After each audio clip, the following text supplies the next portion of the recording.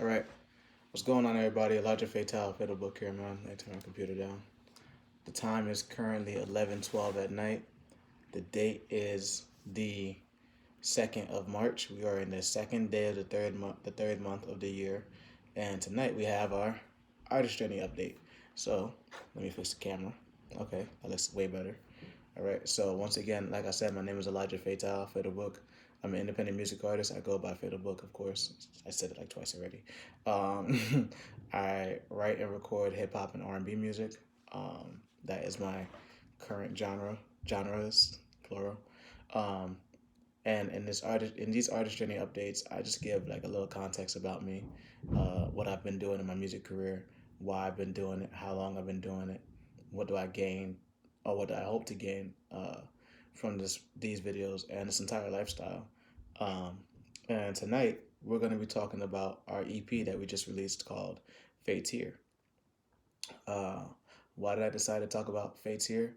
Because everything that I've been doing as far as my artist journey, period, in my life, period, for the last 9 months has evolved and revolved around this EP, Fates Here. Um, so, Fates Here is basically like a learning process. You know, it's been a learning process. It's identifying with the idea of fate in itself and destiny and feeling like, everything that I've been through, not even just being a music artist, but in life, period, was destined to happen. Fates Here is a 5 song EP. I just got the cover, well, not just, but I got the cover art all dazzled up. The cover art is one of the best cover arts I've ever seen in my life. But it's also my first cover art that actually put real work in to look into like creating. I didn't create it. I had an AI create it. Um, excuse me, rude. Uh, what's it called? I've had covers for every other song that I recorded. Also, fun fact: I released these songs, um, periodically last year, and I just put them all together into one EP because not everybody has heard them. And honestly, these were just my learning processes of how to do everything all at one time. Um, I learned what cover arts work, what cover arts don't work. I've learned a lot from my first song, No Answer, to Motivated, to Strength, Been Waiting and Play Me, the final song. Fun fact about all these songs. So No Answer was my first song, and my engineer was like, this is cool. It's a good start. But then my friend that I showed it to, she was like, the production is not the best. And at first, that was like my first real criticism off my music in any type of way, and I didn't know how to take it. So I was like upset in some type of way. I was like, yo, why the fuck you can't just be supportive of me right now during this point in time of my life? But as I thought about it later on, I was like, you know what? You're gonna get criticized by everything you do. You're gonna get criticized by your music. So this is actually really good. You know, at like the Elijah Fatal, the Fatal Book that's here now 9 months later, bro, is like I'm so proud of this nigga, bro, because there's so many things that I was just dealing with, um, emotionally, mentally, physically, spiritually. There's just so many things that I was dealing with when I even conceived the idea of Fates Here. I wrote down that Fates Here was going to be released in my notebook months before I released it. You know, like I have several type of journals. I have a diary for my personal life. I have a music writing journal. I have a business journal, and I have a it's a different journal. It's like a different. I forget exactly what the other journal is for, but it's like a different thing. It's not writing or recording. It's like a whole different thing. Um, you know what I mean? So even to come from Fatir, or even to come from No Answer, that was like my first song because people, there's people like that are around me, at that point in time. Like I had people telling me like on social media and in my face like, "Oh, this song is fire," but the one person whose opinion I really gave a fuck about, they said that nah, the production is just not it, and that's not even I would say like a fault on me. Um, it's not a fault on my engineer either because it was our first time working together. Um, excuse me, indigestion. Um, at this point in time too, this was when I just became a music artist. Like I literally was like a week into this shit. Like I bought the lease for No Answer. I went to the studio. I recorded it. You know what I mean? And this is around the time where my friends, one of my guys, when we weren't the coolest of guys together. I would say like a high school rival. He was on radio stations and shit. My friend that I'm talking about right now, she was around somebody else who actually does songwriting. So to hear that, I was low key like offended and jealous because it's like, yo, when you listen to this person's music, you don't do nothing but up this person. You don't do nothing but say good things about this person's music. The one time I show you the first song I show you, it's like this song is not it. This product is not it. That it took a lot out of me because that opinion from that person mattered a lot, and it still does. But now I'm like, you know what? Fuck it. This is one person out of many, and other people are messing with it. So you don't mess with it. That just shows me that other people are gonna mess with my music, and other people aren't gonna mess with it. So it's like it is what it is. I can't do nothing about it. Um, what's it called? So then excuse me, I was gonna reach for something. Fuck it, I'm gonna reach for it still. My hands feel a little crazy. Give me 1 second, yeah. My hands feel a little bit brazy right now. Um, Give me 1 second. I have to edit this out. I gotta put some lotion on. My hands are crazy. Oh, and I put on too much lotion. See, this is why I say destiny is a real thing. Cause I should have just fucking got a bunch of lotion here, guys. Anyway, unprofessional, mad unprofessional. Anyway, yeah, man. So the one person's, uh, like the one person's like, what's the word I'm looking for? Opinion, I guess you could say, or like feedback.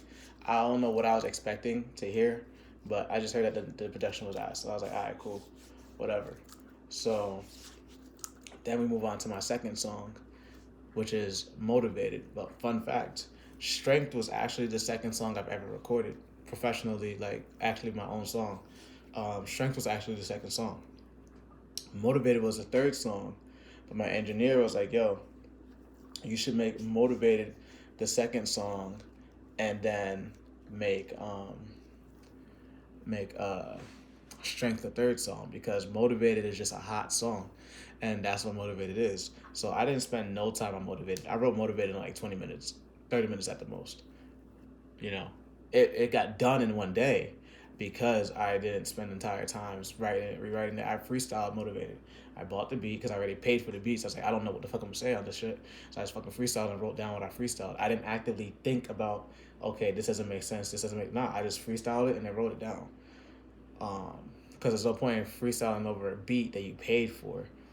Um, so Motivated is hot. Motivated is crazy. The point of No Answer was to talk about what I was going through at that point in time emotionally. I had a very bad situation. Well, not bad situation, but like an emotional situation. I'm gonna do another video separately on all these songs separately, but this is just the call. This is just the actual um, EP in itself and what it means to me.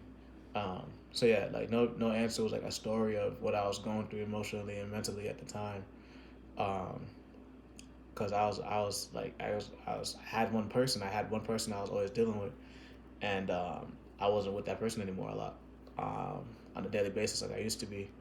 So that's that. Then comes Motivated, like I said, is a freestyle, but the story of Motivated is to just get up and do what the fuck you're supposed to be doing.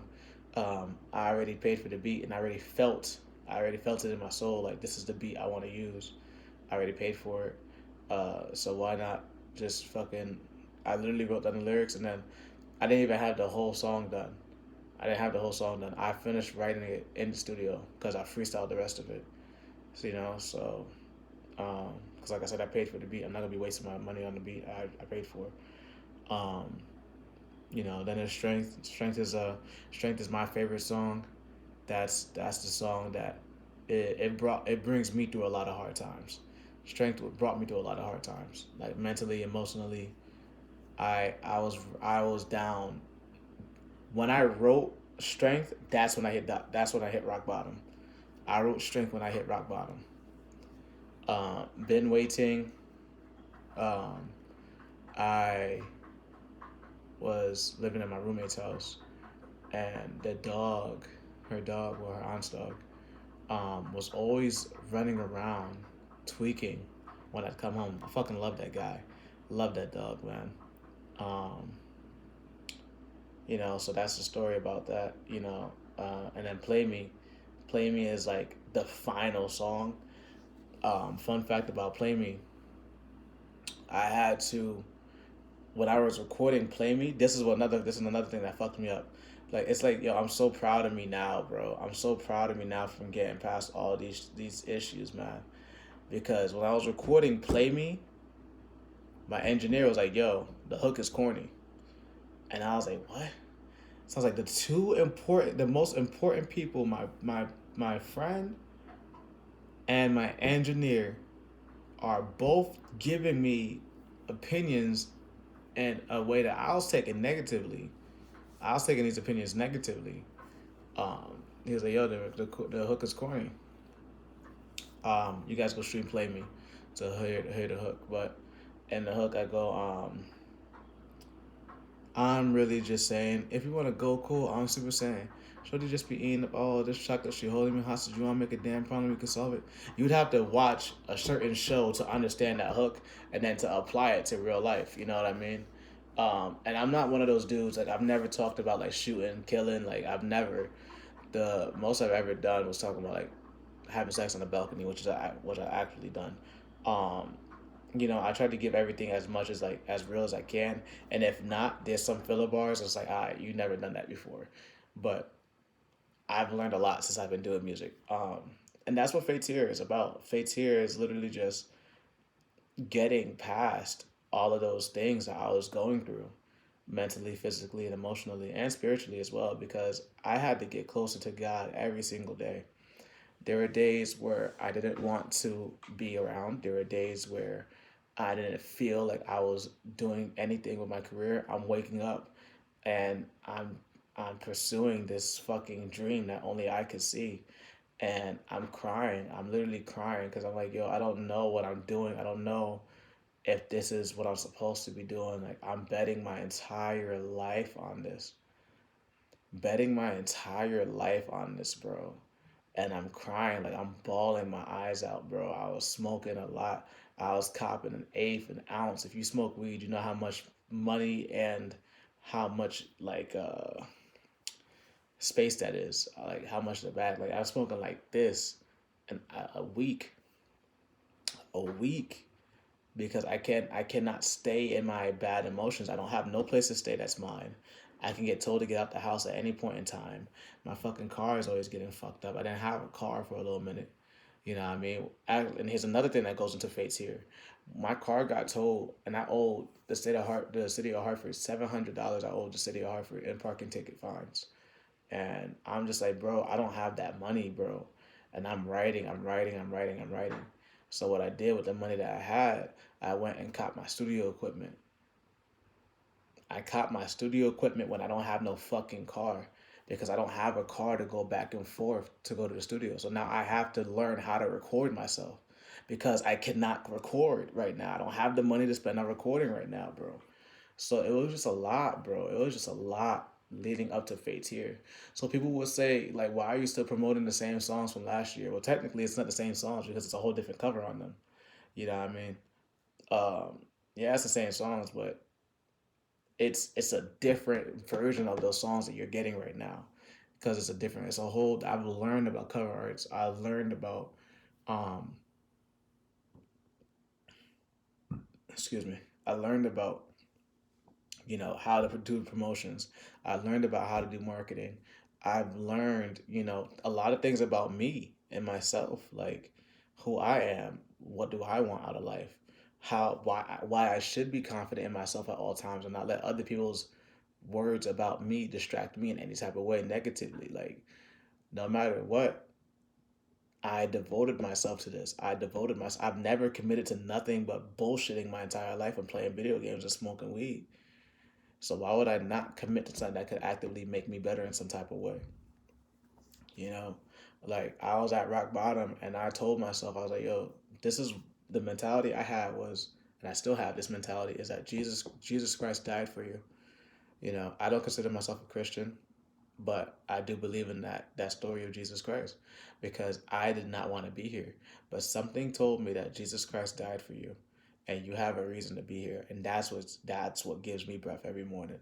So I stay up for hours recording. I sit up for 6 hours straight recording Play Me when I got my studio equipment because I had to show myself that I could pass that barrier of this being corny.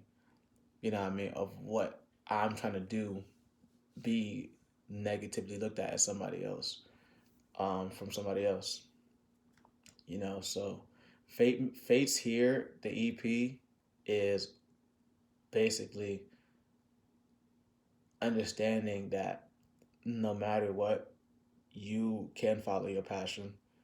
You have a purpose on this earth. You have a reason to be alive. And even now, like I have business cards, I have my studio equipment, I have CDs. Like I be crying, like thinking about the shit I've done. I have my own car. I'm getting paid to do music. I get paid for my open mics. Like, I'm on streaming services. I have CDs. I'm learning marketing. I'm learning how to record. I'm learning so much shit because I've been telling myself from the youngest child that I was gonna be a music artist. Or not even a music artist. I was gonna be a rapper. That was my words when I was growing up. I'm gonna be a rapper. I'm gonna rap. I'm gonna do music. Now I'm doing it. I'm seeing all the work and the effort that goes into it, and I'm just like, damn, this is a lot of shit. But when Jesus Christ died, he knew what he was doing. He knew what he was dying for. Was it hard? Yes. And you don't have to believe in Christianity. You don't have to believe in Jesus Christ. This is my personal belief. This is me. This is what I had to go through to get here. You know what I mean? Like I used to be so scared to talk about what I've been through and who I am, and like I would hear things. I put on lotion because I got told to my face like, yo, your hands is always ashy. And I thought about that and I was like, damn, that's true. You know what I mean? So please excuse me for being unprofessional, but I can't be looking like this because that's not me. I can't be looking crazy like I don't because I've already been too far down that rabbit hole of feeling and looking crazy. And I've decided to push myself out of that every single fucking day. Every single day because of Fate's Here. Fate's Here is the start of my journey. Fate's Here is what I've learned. I can now apply it. I've learned a lot about music, about myself, about people, about the world, about marketing, about branding. I've learned a lot. So now I can apply all the knowledge I've learned going forward into my next few releases and my next release. Well, not few, but my next releases anyway. Excuse me. All types of unprofessional. So it is what it is. You know, I'm happy to have gone through the things I've gone through. I'm happy to be able to speak my life out because this is what makes me feel good. I speak through my Holy Spirit. I speak through good feelings. I don't have to fake anything. Like, this is me. This is all me. And whether or not you believe in destiny and fate, I do. Because I believe my fate is here. My new EP, Fate's Here, just dropped February 10th, last month. I have a lot of new music I'm recording. I'm writing still. I have collaborations that's, I'm getting done. So it's a lot. And I wouldn't have it any other way. I'd rather do this than anything else. I appreciate you guys for coming through. I appreciate each and every one of you guys for supporting the Fatal Family. I appreciate you guys for being a part of the Fatal Family. Um, a lot more crazy things coming out this year. Like this year, especially, like I've learned a lot in my last 9 months, and I'm gonna keep learning. Um, you guys can stream my EP everywhere: YouTube, Apple Music, Spotify. I'm gonna leave the Koji link in the description. That's gonna have my my Koji link is gonna have the EP in there. Guys can follow me on social media through that Koji page. I have my Instagram, my Facebook, my Twitter. Everything is in there. We just passed 1,000 followers on Twitter, so let's get it going. We're about to be at 200 followers on Instagram. We're going through. We're pushing through, man. Um, Once again, it's Elijah Fatal, Fatal Book, and I'm signing out of here. Hope you guys have a great rest of your night. And I love you guys. Peace.